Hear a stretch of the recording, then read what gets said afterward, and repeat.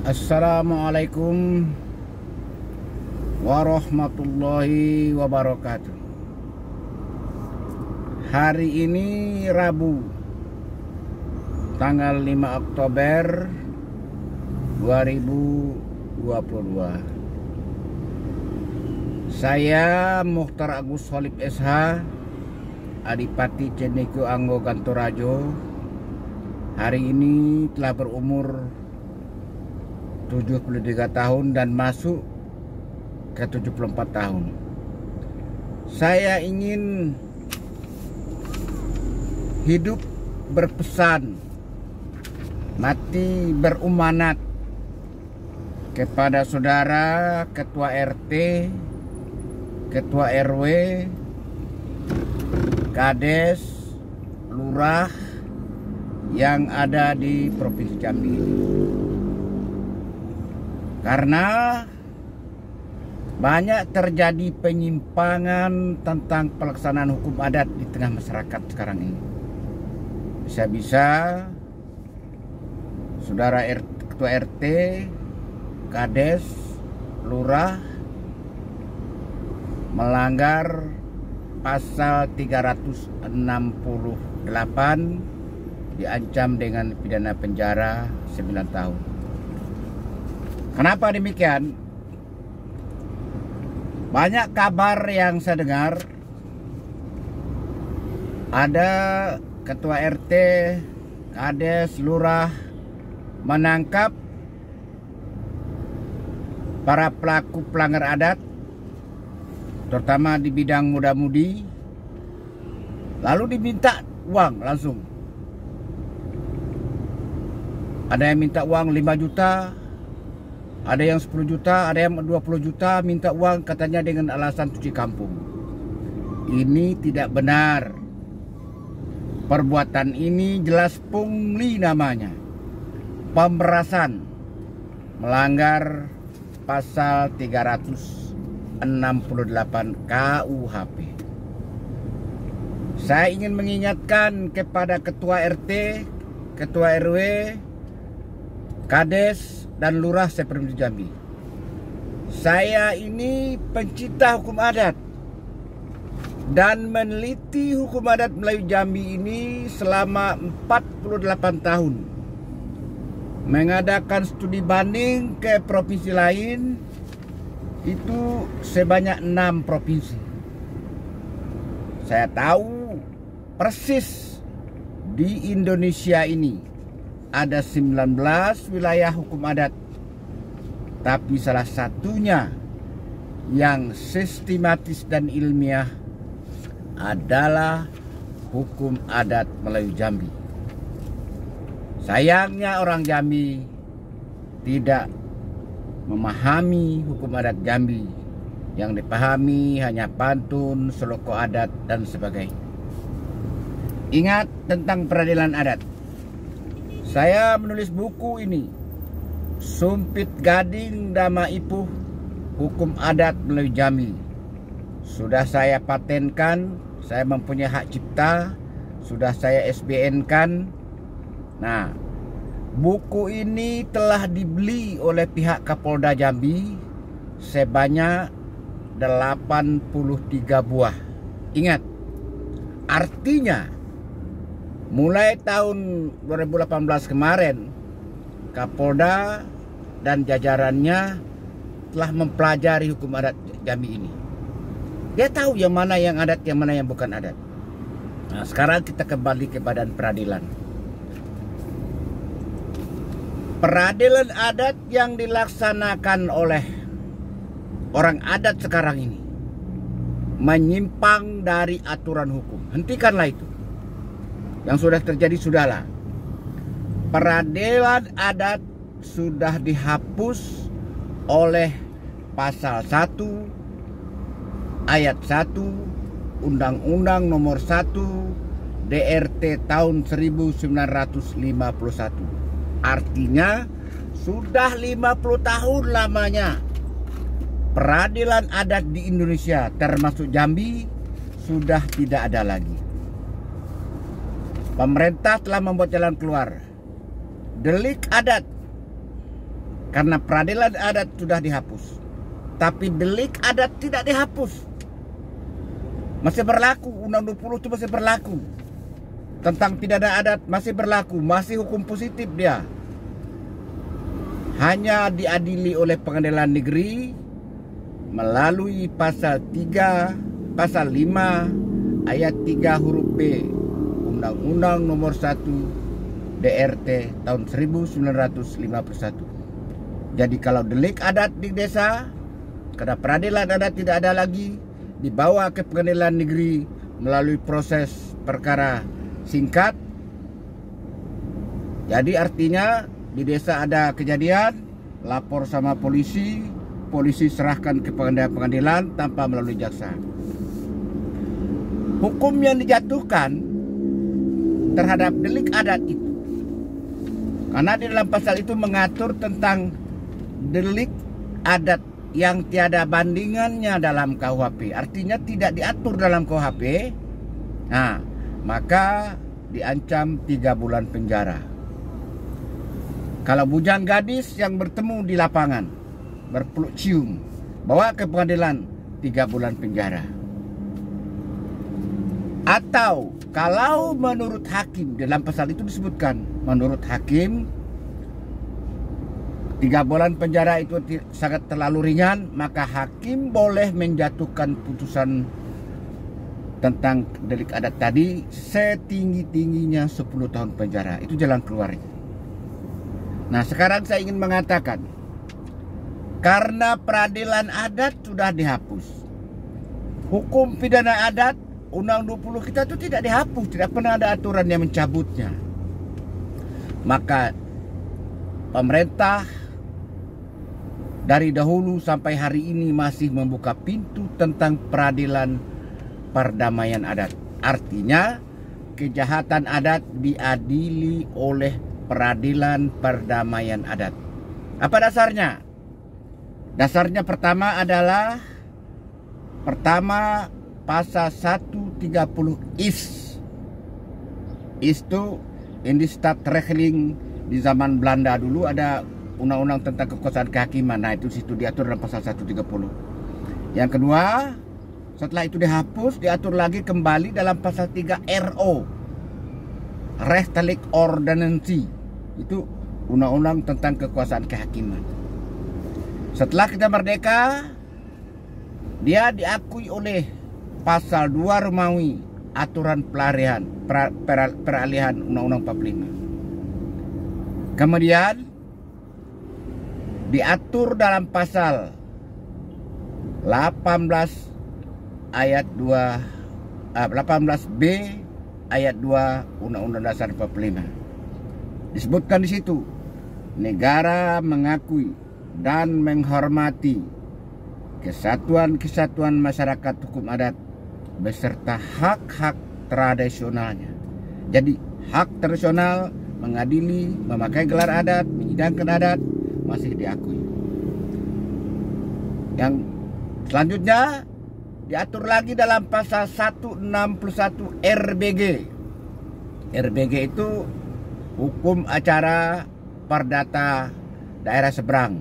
Artinya daerah luar Jawa Madura itu disebut dengan RBG. Kalau di Jawa sana disebut dengan RDS, dengan HR.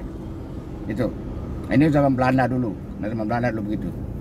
Kemudian diatur lagi di dalamnya undang-undang terbaru dalam pasal 1 ayat 3 Undang-Undang nomor 1 DRT 51. Diatur di situ. Terakhir diatur dalam pasal 103 huruf E Undang-Undang nomor 6 tahun 2014. Itu yang mengatur tentang peradilan perdamaian desa. Ingat, peradilan perdamaian desa itu sifatnya tradisional dengan syarat-syarat yang tradisional. Jadi sebuah desa boleh mengadakan peradilan, bukan peradilan adat, tapi isinya hukum adat. Nama peradilannya adalah peradilan perdamaian desa. Syaratnya, pertama, ketua sidang atau ketua majelis sidang perkara perdamaian desa ini harus pemangku adat. Pemangku adat itu artinya orang yang bergelar. Yang kedua, hakim adatnya adalah orang Gedang, orang yang diberi gelar adat. Perbedaan antara tokoh masyarakat dengan tokoh adat adalah gelar adat. Gelar adat itu kan ada 5. Ada gelar keturunan, ada gelar Tano Gedang yang diberi waktu kawin, ada gelar jabatan, mangku, pasirah, depati, sebagainya. Ada gelar rajo mulai dari Serimat Rangkayo, Serimat Trai Loki Raja di abad ke-16 dulu sampai Sultan Taha itu ada gelar bergelar. Yang kelima ada gelar kehormatan. Nah, jadi hakim adat atau lead yang mengadili, yang menjadi hakim dalam perkara peradilan perdamaian desa harus orang Gedang, orang yang pakai gelar. Dan harus mempunyai proses. Misalnya begini prosesnya. Sidang perkara perdamaian itu ada 2 caranya, 2 jenis dia. Pertama disebut dalam adat sidang dengan acara cupak batado 1. Nah, misalnya begini. Dalam satu desa diketemukan anak gadis berpeluk cium. Peluk cium itu melanggar pasal 10 ayat 2 sub 2 Undang-Undang 20. Jadi ingat, orang adat kalau mau menjatuhkan hukum kepada seseorang pelanggar hukum harus disebut nama kejahatannya dan harus disebut pasal yang dilanggar mereka. Tak bisa kita menghukum orang tanpa dilanggar saja. Oh, dia salah. Orang kenapa?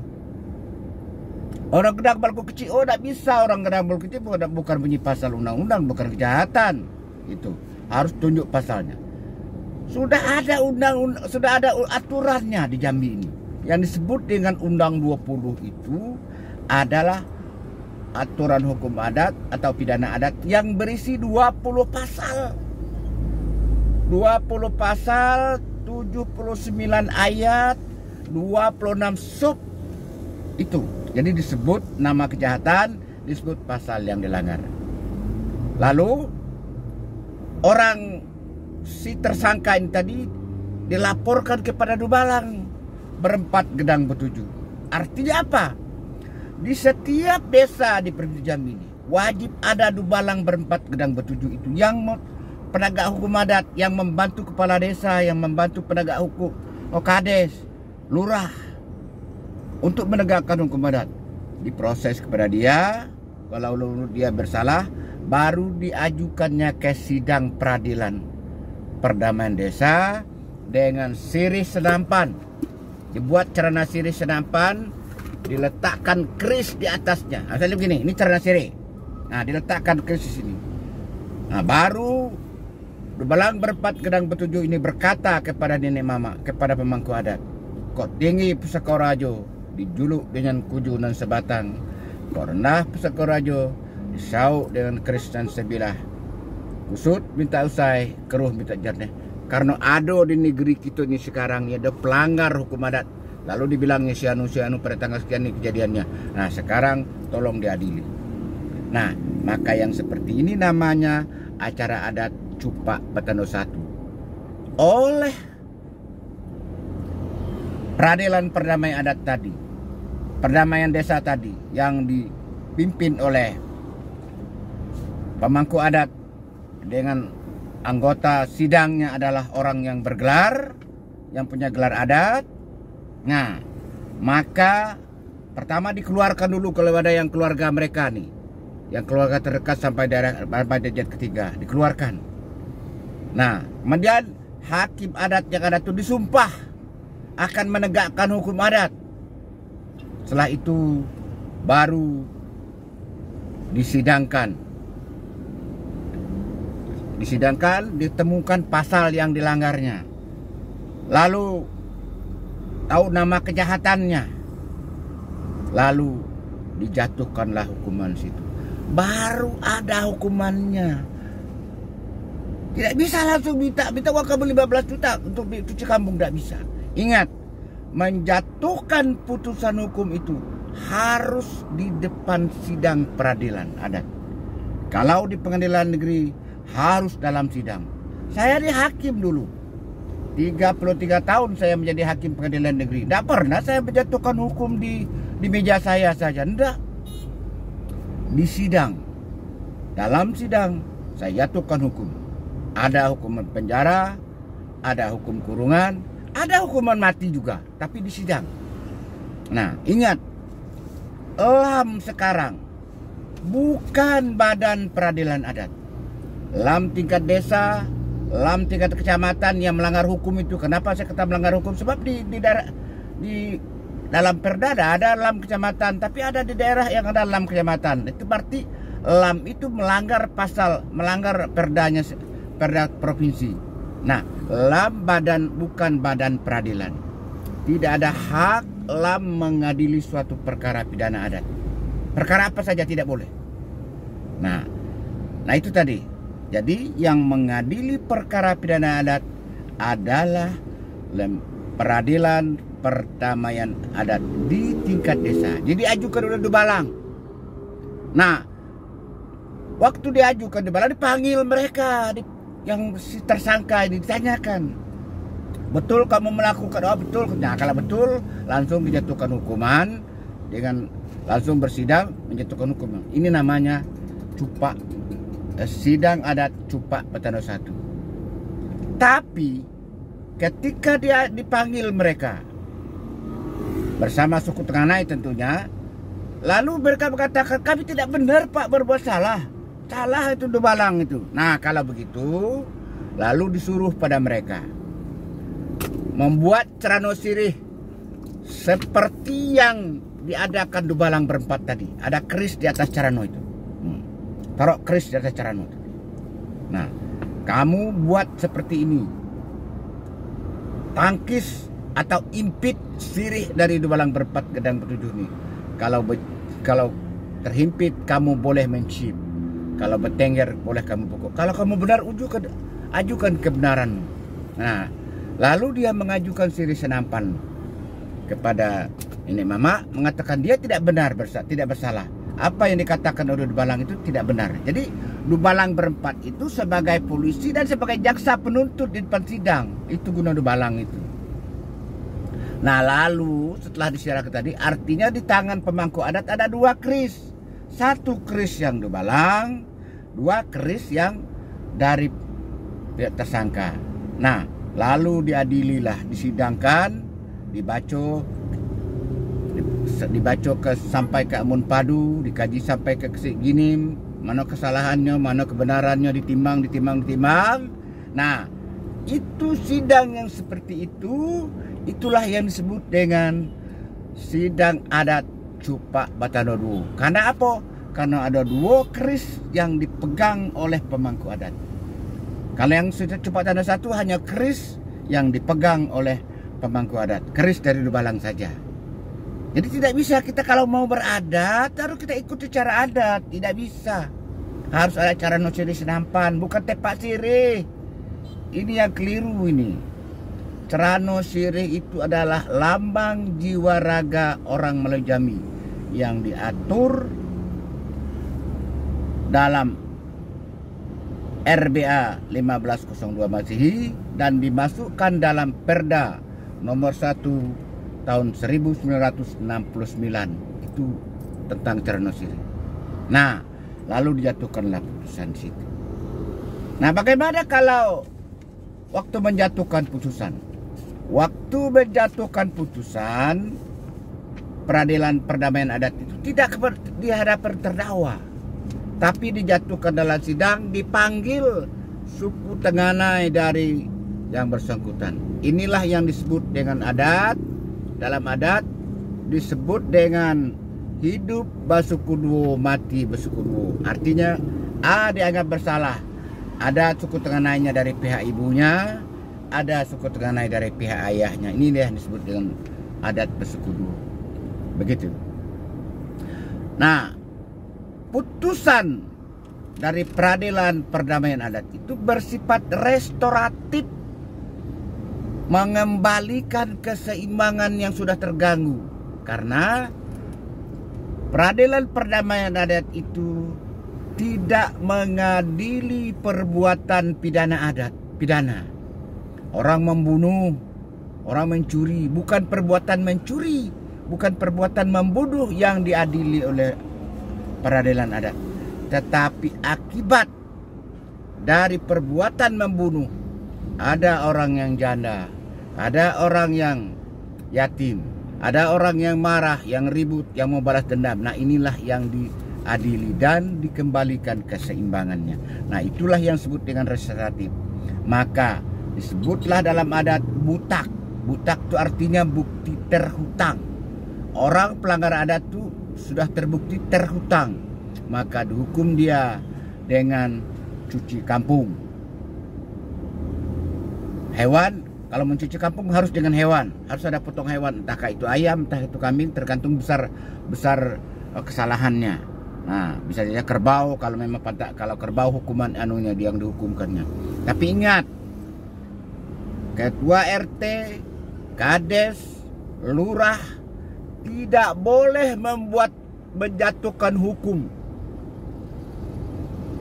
kerbau kalau tidak ada aturannya yang diatur dalam Undang 20. Saya mendengar daerah lain kok ada daerah menjatuhkan hukum kerbau. Di mana diatur itu? Tidak bisa. Ada lah Undang 20. Undang 20 itu tidak semua kejahatan yang dihukum dengan kerbau. Perkosaan ya, dago ya. Kalau yang tidak ada aturannya dihukum dengan kerbau, kita tidak boleh. Itu dendam kesumat namanya, tidak boleh. Nah, jadi dijatuhkan hukuman cuci kampung tadi. Cuci kampung itu butak dengan kerbau, umpamanya beras. Kalau dia itu denda itu harus beras yang disebut dulu. Beras 100 gantang, kerbau 1 ekor. Kecik babatu gedang babungkal baiku bakepal. Kalimat kecik babatu gedang babungkal ini bukan dari Mukhtar Agus, dari orang Kai Hitam ketika rapat adat 1502 masih. Apa isinya itu? Kecik babatu 10% dari batu itu, atau ekornya ini disebut dia kecik babatu gedang babungkal baikor bakepalo. Anak kecik babatu itu adalah ekor, 10% dari denda adat. Gedang babungkal, kecik babatu gedang babungkal, babungkal itu 90%. Itulah kepalonya. Maka disebut dalam adat kecik babatu gedang babungkal baikor bakepalo. Gedang itu adalah kepalonya 90%. Ini untuk korban dari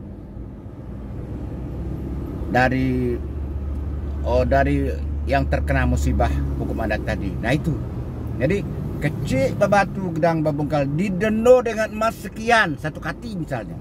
Nah, 1 kati itu 10% untuk hakim yang bersidang, 9% untuk korban. Nah, lalu kalau ada obat tawai, ore jampi, ganti rugi disebut di situ dalam hukuman. Nah itu.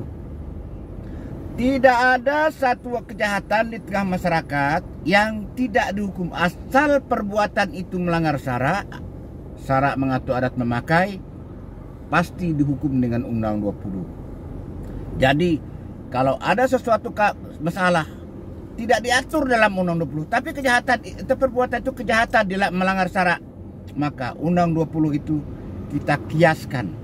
Kalau dalam negara kita sebut dengan analog. Dicari persamaan yang sama dengan Undang 20, maka dihukum dengan Undang 20. Itu. Nah, ini yang perlu diketahui oleh masyarakat. Nah, lalu bagaimana ada pertanyaan kepada saya, bagaimana Pak ada orang yang tidak mau membayar hukum adat itu? Nah, kalau seperti kasus tadi ada orang laki-laki dengan perempuan yang melakukan satu kejahatan, diakui di depan sidang, maka cepat dan 1 secara adat cepat denda 1, lalu disidangkan, dihukum dia beras 20, kambing 1 ekor misalnya. Lalu dia tidak mau bayar, Kami tidak mau Pak, bayar. Oke. Peradilan Perdamaian Adat bersidang kembali, membuka sidang kembali, dijatuhkan hukum Palalo namanya. Hukum Palalo itu hukum buangan daki, hukum orang terbuang daki namanya. Nah, dia dikeluarkan dari adat. Bapak kepada gajah harimau, Indu kepada kijang, kepada gajah, kambing kepada kijang, ayam kepada kuau. Dia tidak dikurungkan petang dilepeh pagi, tinggi tidak dikadah, rendah tidak dikutung, tidak diberi kaji baco. Kalau dia bersedekah tidak boleh dihadiri. Kalau dia sakit tidak boleh dia dibesuk. Kalau dia mati fardu kifayah saja. Dia tidak diurus, dia dianggap musuh negeri. Mulai hari itu dia adalah musuh negeri. Jadi kalau ada apa-apa, kalau ada apa-apanya, ada orang yang berbuat jahat dengan dia, silahkan dia mengadu, ada dalam desa. Dia dianggap bukan orang desa itu. Nah gitu hukumannya. Itu disebut hukum Palalo. Nah kalau dia pejabat, entahkah itu ketua RT, entahkah pejabat apa kadus, entah apa yang jabatannya dalam adat desa, maka disebutkan dalam adat, gadingnya dipiuh, tanduknya ditanggal, dipatah, giginya ditanggal, belangnya dikikis, abunya dijentik, dia jatuh di pemanjat, hanyut di perenang, jabatan yang dipangkunya dibabu hilang, dipaslah, dipecat karena dia tasapo oleh pusakonya sendiri. Begitu, dia diperhentikan. Nah itu kalau dalam sidang. Jangan sekali-kali mendenda orang tanpa sidang. 9 tahun penjara. Banyak sekarang ini. Saya telah mendengar kabar banyak terjadi. RT, RW, Kades, Lurah mendenda orang tanpa sidang adat. Hati-hati. Orang yang perkara kita yang masuk penjara 9 tahun. Hati-hati. Saya sebagai orang tua memberi nasihat saja. Agar jangan ada warga kita dalam menegakkan hukum adat kita kok masuk penjara. Jangan. Tolong jangan. Mari kita tegakkan pidana adat atau yang kita kenal dengan Undang 20 Hukum Pidana Adat Melalui Jambi. Saya sekarang telah menulis buku khusus KUHPA, Kitab Undang Hukum Pidana Adat atau Undang 20. Saya sudah saya daftarkan di Menkumham, sudah saya SBN kan. Nah, itu dijual oleh yang pencetak, karena telah dihitung biayanya itu 50.000 satu. Bukunya kecil, bisa dibawa kemana-mana. Nah itu anunya. Nah jadi ingat peradilan adat tadi. Kemudian kalau dia membayar peradilan adat, dibayar denda adat itu, nah artinya dieksekusi. Kenapa? Karena pada saat dijatuhkan putusan tadi kepada hidup dan bersuku dua, mati dan bersuku di depan sidang, nah dikatakan sana si A dihukum sekian-sekian. Nah lalu bagaimana jawaban dia? Biasanya para suku Tenganan tadi mengatakan, kalau hendak kami jalankan, ayi hendak kami ilikan. Artinya dia akan memberitahu dulu kepada si tertuduh tadi. Nah oleh pemohon adat diberi limit, diberi tenggang waktu. Apa tenggang waktu dalam adat? Dikatakan, oke, kalau gitu kami beri waktu kamu 1 kali sempit seko, atau kami beri waktu kamu 1 kali lepang seko, atau kami beri waktu kamu 1 kali lumpak lungkang seko, atau kami beri waktu kamu 2 kali lungkang seko. Begitu. Ada tenggang waktu menyatukan. Nah, tenggang waktu yang seperti ini sukar mencari orang yang paham, yang tahu tempat kita bertanya di Jambi. Nah itu diberikan waktu. Nah, setelah tenggang waktu tadi, katakanlah dalam dibilang kami beri waktu kata kepala desa dalam tenggang waktu 1 kali spisko, berarti 3 hari. 3 hari kemudian datang dia menyerahkan dana adat tadi kepada pemangku adat. Maka pemangku adat melaksanakan satu acara yang eksekusi tentang putusan peradilan adat tadi, yang dalam adat disebut dengan makan cundang atau makan salah. Itu sebenarnya itu eksekusi, kalau kami di pengadilan namanya eksekusi putusan peradilan. Nah, ketika makan salah ini harus diundang kedua belah pihak. Pihak yang tertuduh, kalau dia dalam perkara nah kalau seperti perkara pidana biasanya sepihak. Nah, kalau pidana zina atau apa itu sepihak, tapi kalau masalah bangun luka dipampas itu ada 2 pihak dia. Nah, dipanggil keduanya. Nah, di situ di samping bermaaf-maafan makan bersama diberi tegur sapu. Ada perahu nenek mama. Kamu ini, kita hidup dalam negeri, kita bukan hidup di hutan. Kita beradat, kita harus punya sopan santun. Maka yang terjadi ini adalah takdir dari Allah Subhanahu wa taala. Tidak ada satupun yang bisa melarangnya. Kalau orang mati tidak bisa ditunda, tapi kebetulan matinya ini karena hilang sebab mati bekarena. Oleh karena itu, kata pemangku adat, kata Depati atau Rio atau Ketua RT atau Lurah, mulai hari ini dengan dilaksanakannya makan cundang, dengan dilaksanakannya makan salah, kita telah saling memberi maaf antara satu dengan yang lain. Segala dendam kesumat hilang. Biar dibawa air hilir, biar hilang bersama angin lalu, hanyut bersama air hilir. Mari sama-sama kita ke depan melaksanakan hidup baru. Jangan disebut lagi, beritahu dengan sanak saudara kamu, jangan disebut lagi si anu bersalah, si anu melakukan ini, tidak boleh. Kalau disebut lagi juga berarti membangkitkan batang terendam, melanggar pasal 14 Undang 20 yang disebut dengan amun maki tukul begalo, kecek upih kecek pinang. Setiap orang yang mengatakan itu akan dihukum secara adat. Begitu. Nah, sejak itu tidak ada orang yang berani lagi mengatakan tentang si A, kasus-kasus itu. Itulah yang disebut dengan cuci kampung. Jadi cuci kampung itu ada darah hewan yang dibunuh, yang ada darah hewan yang tetes ke bumi, lalu dikumpulkan orang banyak, lalu kita bermaaf-maafan, lalu di stop ke depan pembicaraan tentang peradilan, tentang kasus itu tadi. Nah, itu yang disebut dengan cuci kampung. Nah, jadi di dalam kasus adat, ingat, harus diadili oleh peradilan perdamaian desa. Di setiap desa boleh, karena ada aturan hukumnya. Sebab peradilan perdamaian desa itu tidak termasuk dalam sistem peradilan negara Republik ini. Kalau peradilan adat dulu iya.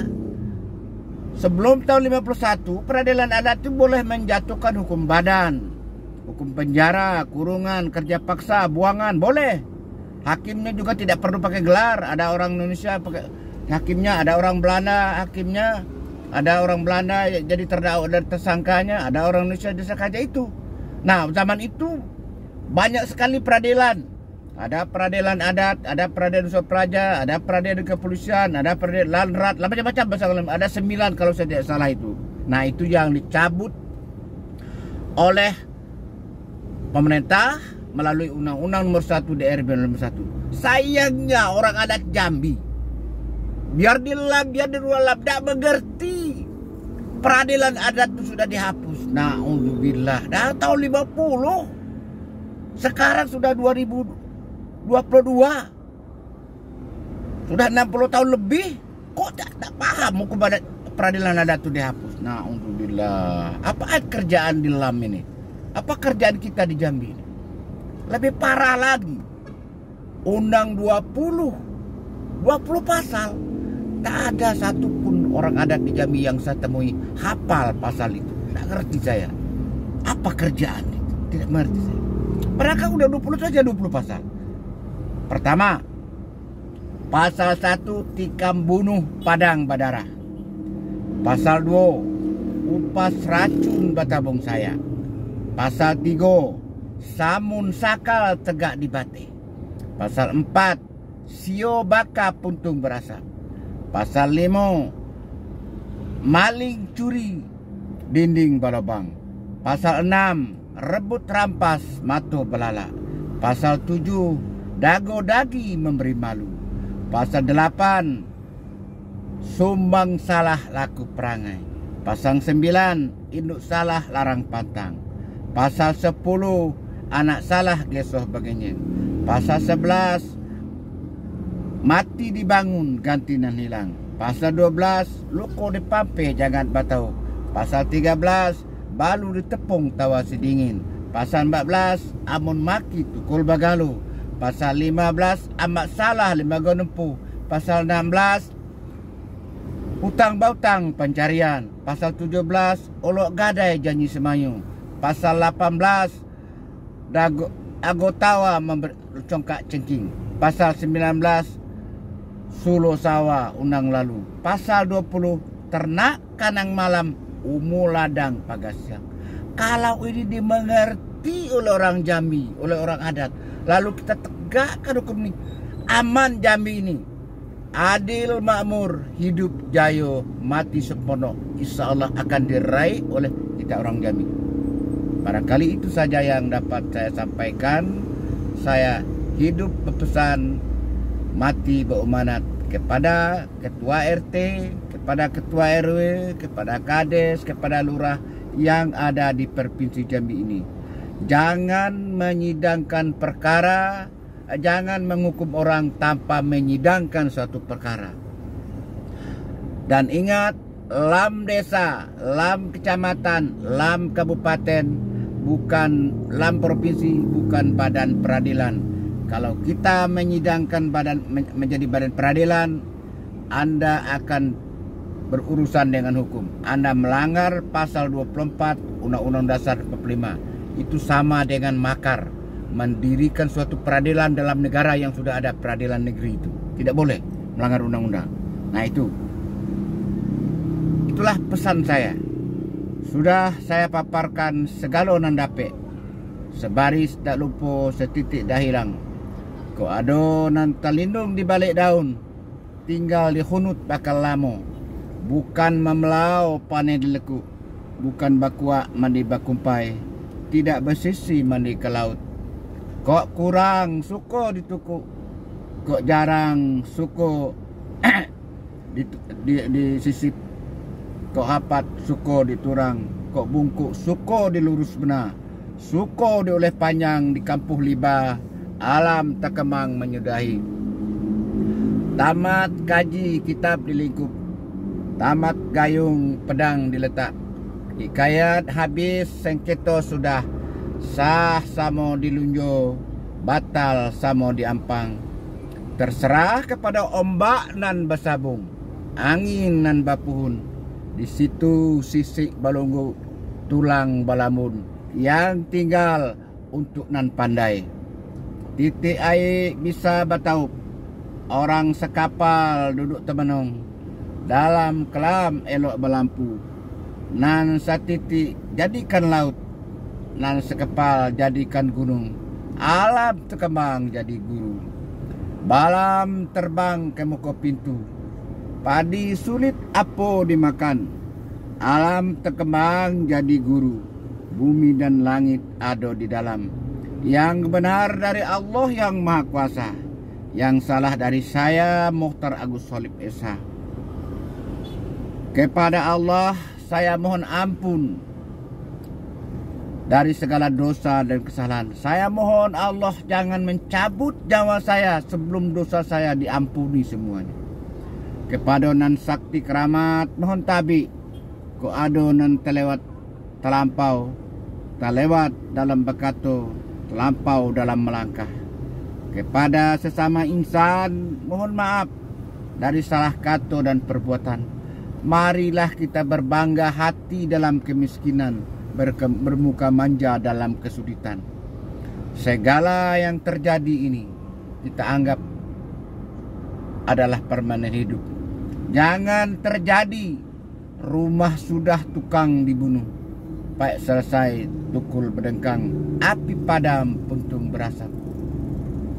Segala yang terjadi di antara kita, tersenggol waktu naik, tersikut waktu turun. Kita telah mengenal sesama kita di dalam menopang perahu Melayu Jambi ini. Tanpa kita sadari, kita telah saling menyakiti. Tapi anggaplah itu sebagai bumbu pergaulan hidup kita. Tidak ada yang sengaja kita buat. Maka yang terjadi itu, biarkan dia pergi bersama angin lalu. Hilang di bawah tebing runtuh, hanyut di arus air kili. Ko ado mimpi buruk, gerak nan salah di antara kita. Mari sama-sama kita buang dengan mengucapkan, dengan membaca surat Al-Fatihah. Saya akhiri. Assalamualaikum warahmatullahi wabarakatuh.